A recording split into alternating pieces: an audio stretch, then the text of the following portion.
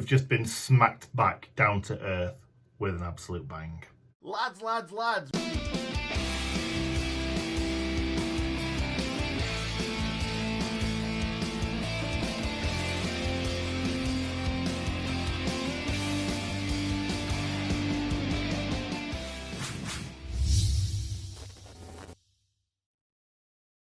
Lads, welcome to a brand new Sheffield United away video.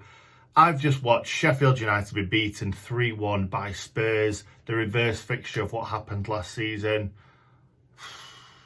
Tough to watch that, where for probably 65, 70 minutes, I reckon. Maybe even more, to be honest. It started really badly. I'll quickly go through the team. It's the same team that beat Newcastle, except for Ozzy not even on the bench, which was a bit weird. Must have taken a knock in the last few days. But yeah, I don't actually think Stevens had a bad game, to be honest. So it wasn't a massive kind of deal breaker. It wasn't like we've lost Sander Berger or lost Jack O'Connell or something. Stevens can easily fill in, if you like, for Ozzy. So yeah, going into the game, I was looking at their team. It's always going to be difficult, isn't it? Let's be honest. But yeah, it's I went in thinking we can possibly win this game. Last season, I was going in thinking we've got absolutely no chance, because I think that was our first win after lockdown. And obviously we started really poorly after lockdown. This time, thinking, look at their team. It's a great team, but they've not won for a few games. They've been giving away leads left, right and centre recently. So why can't we go and beat them? That enthusiasm lasted about 4 minutes, something like that. Ball came in from Son from the corner. Bogle I don't know if he got held down, but you need to be stronger. You need to be stronger. You need to get up there. You need to be dominant, and you need to win that ball. That is the problem that we've got right now. Well, one of the problems that we've got no defenders that like to head the ball, or we've got no players that like to head the ball, other than Egan, Basham, not even Ampadu. Ampadu don't really like heading the ball, you can see. So Stevens, not great in the air. Bogle, obviously not great in the air. And to be honest, everybody, I put out on Instagram who should start, Baldock or Bogle. And yes, Bogle offers more going forward, gets into some good positions. But defensively, Baldock has him won, I think. And I think if Baldock was marking at the front post, even though he's a lot shorter, I don't think it would have been an easy free header at the front post. Aurier, it's not like it's Dyer or, I know he didn't play, but Alderweireld or someone big and strong. It was Aurier, and he quite easily just held him and then just slotted it in the front post. Ramsdale, no chance. But saying that, it wasn't that far out, was it? If that was kind of like a Peter Schmeichel or somebody, would probably come out and took that. But I'm being hypercritical of Ramsdale there. I don't think he had a particularly good day, even though he couldn't do anything about any of the goals. That's the problem with Ramsdale. It's everything else that really worries you. He's just really unconfident all over the place. But anyway, we're not going to talk about Ramsdale. I might touch on him later on. But yeah, really bad time to concede. Right at the start of the game, 4 minutes into the game, when you are absolutely buzzing after that last game against Newcastle, winning our first game, to concede so early was just an absolute kick in the nads. Then Bergwijn had a shot that Ramos tipped over, decent save, but it was straight at him, and he kind of makes every save look like a world-class save. Yeah, tipped it over, quite comfortable. Wasn't really too worried about that. We had a chance, kind of half chance from a corner. Corner came in, Norwood overhit it a little bit. Bash nodded it back into the danger area. No one was there. Like Didzy was I think he was kind of stood on the line or right at the front post. Couldn't get there, but it was a brilliant header back in by Bash, and just nobody attacking it. which is just happens all the time. But then we kind of came into it. Burke had a deflected shot that went wide. It would have been a would have had to have been a very, very good shot to beat Lloris from that acute angle. But then we had a few. Norwood picked the ball up, smashed it into McGoldrick. He took a great touch, got it out of his feet, but when he hit it, it got blocked. Trying to think of any others that we had. Burke was definitely a thorn in their side for most of the first half. The problem was that we couldn't get anyone up to really support him. Obviously, Didsey was up there. But when they've got kind of two pretty much defensive midfielders and then three centre-backs, it's very, very difficult to get more players up to support and actually, like, they overcrowd us straight away anyway. But obviously, Ollie Burke is so, like, even if he was the worst footballer in the world, that pace is going to really, really test some defenders. I think in the Championship, when we do get relegated, he'll score loads, I think. I think he'll get loads more chances because the players aren't as good. And I think he'll score loads more goals as long as we keep him. I can't see anybody probably biting his hand off to take him, but he is definitely a thorn in the sides of defenders. Anyway, that was about it. Oh, no, sorry. No, they scored a second, didn't they? Jesus, it was right towards the end of half-time. But just before then, we kind of had John Fleck hitting a shot from distance with his right foot, which straight down the keeper's throat. We had a lot down the keeper's throat today. And also there was another one, Rammers, just about clawing it off the line. Oh, my God. First of all, Ampadu just scooping it straight up in the air.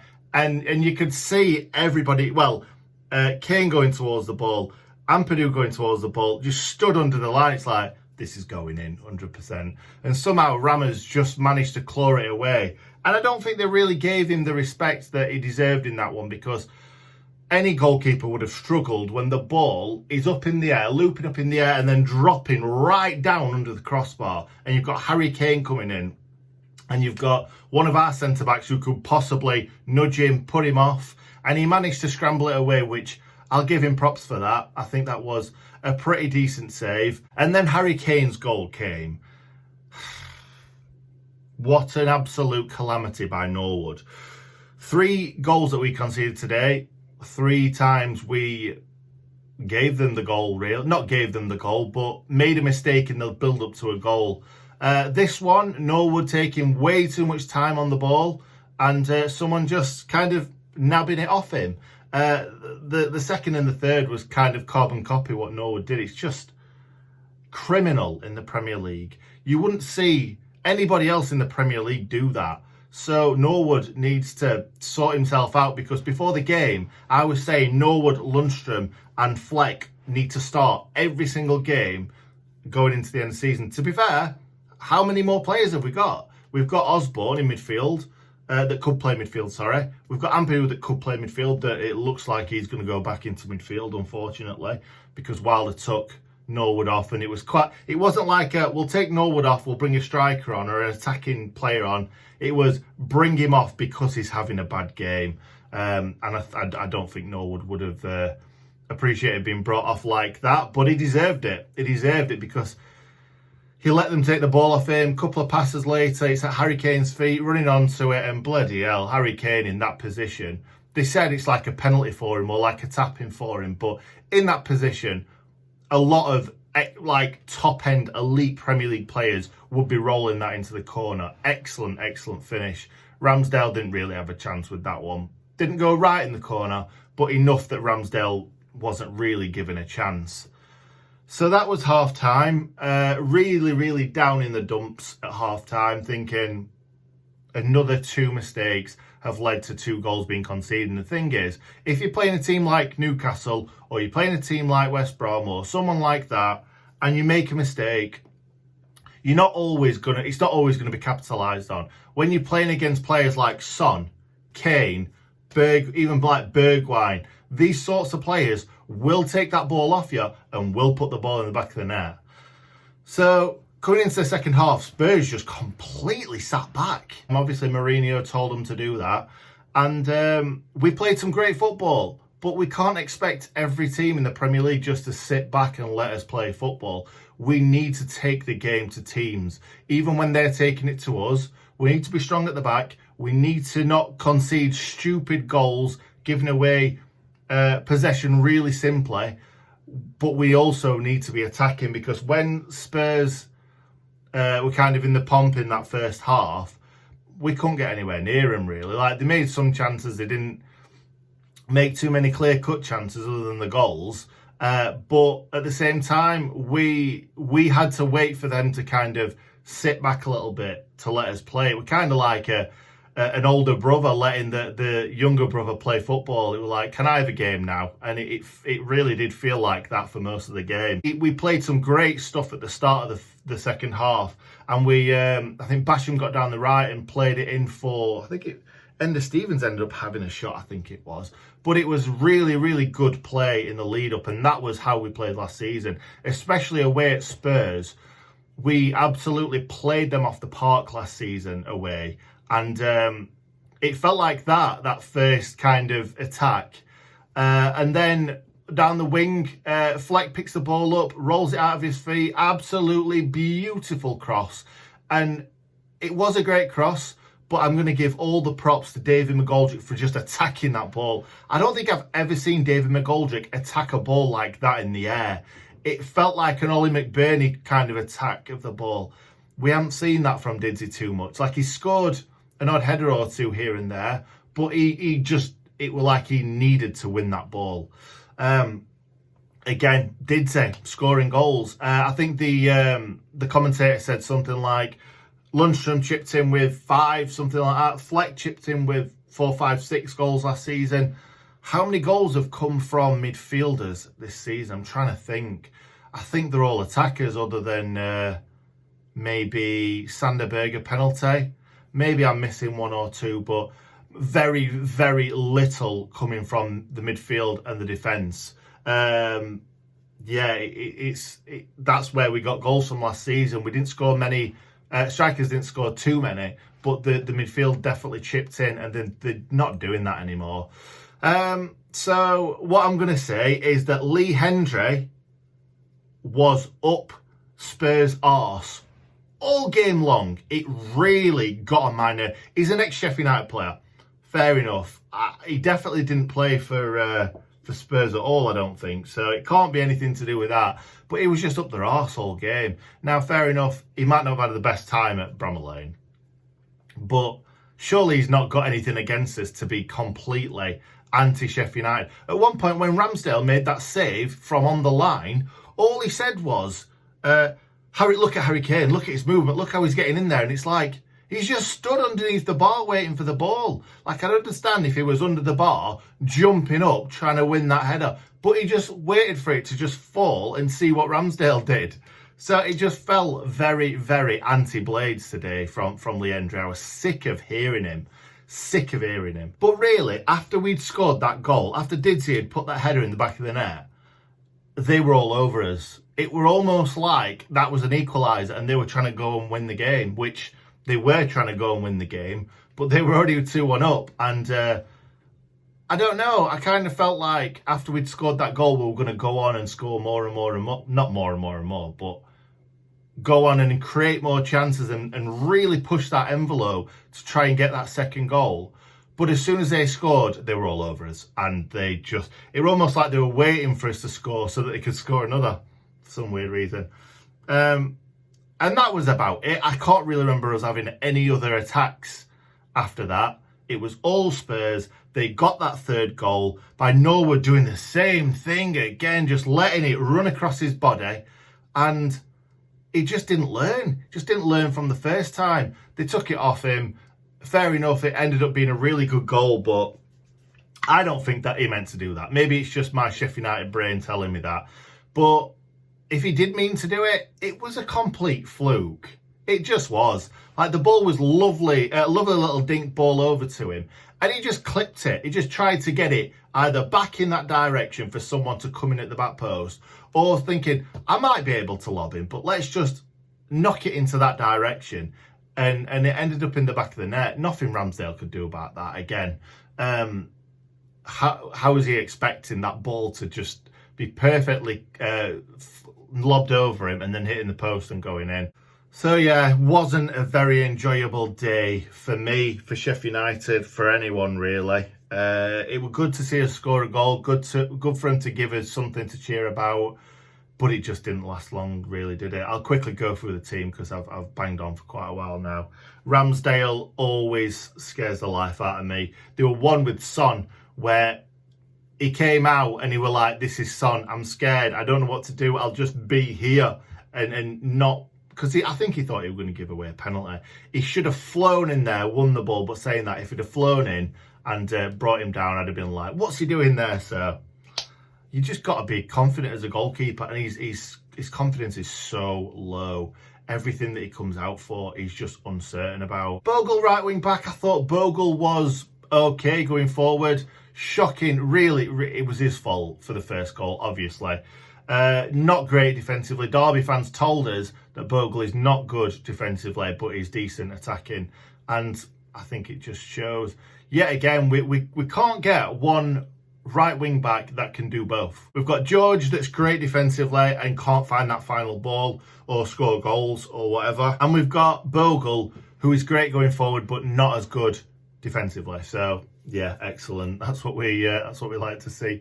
Enda Stevens, left wing back. I thought Enda Stevens had a much better game than he's had in previous games this season. I think he's thinking, I need to up my game because Osborne will take my spot if I don't up my game. So I thought he was loads better today.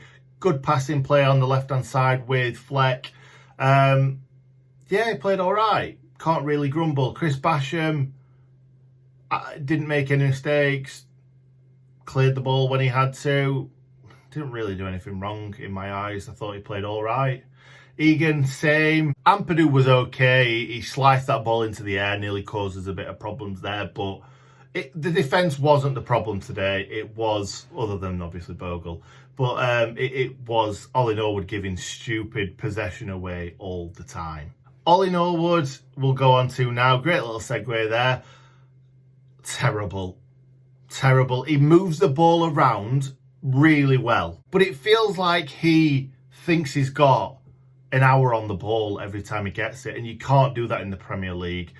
I would still like to see Norwood play defensive midfield for the rest of the season. Would much prefer him than Ampadu. Fair enough, Ampadu moves it quicker, but that wonder of a right foot that he's got just gets us places that we wouldn't get to if Ampadu was playing that position.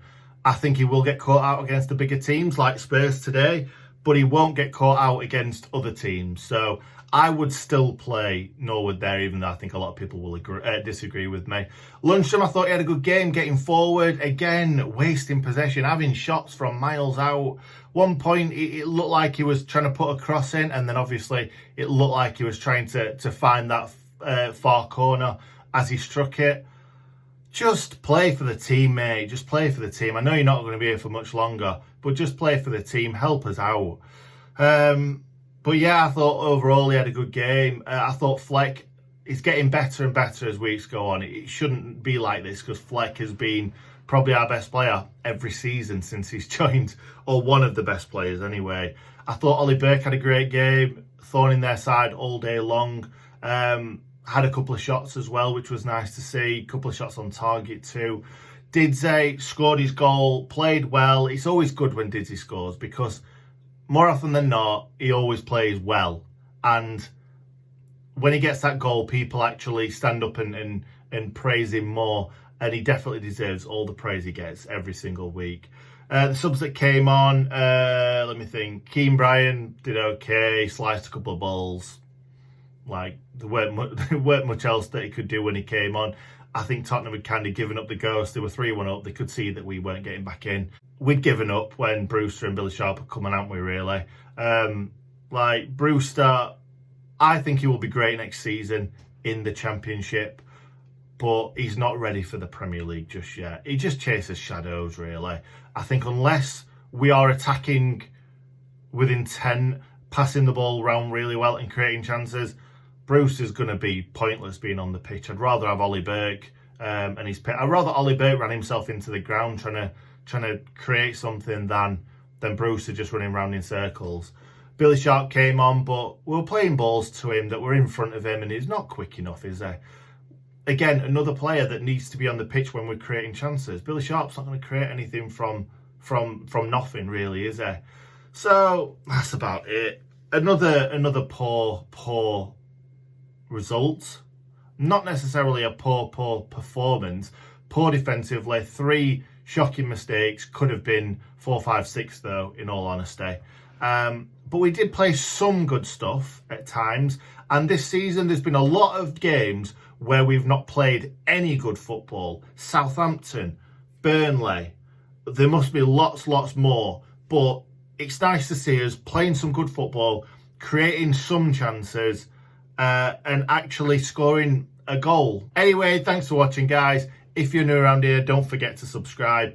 If you enjoyed the video or you just want to send some love to the channel, make sure you like the video and stay in connect.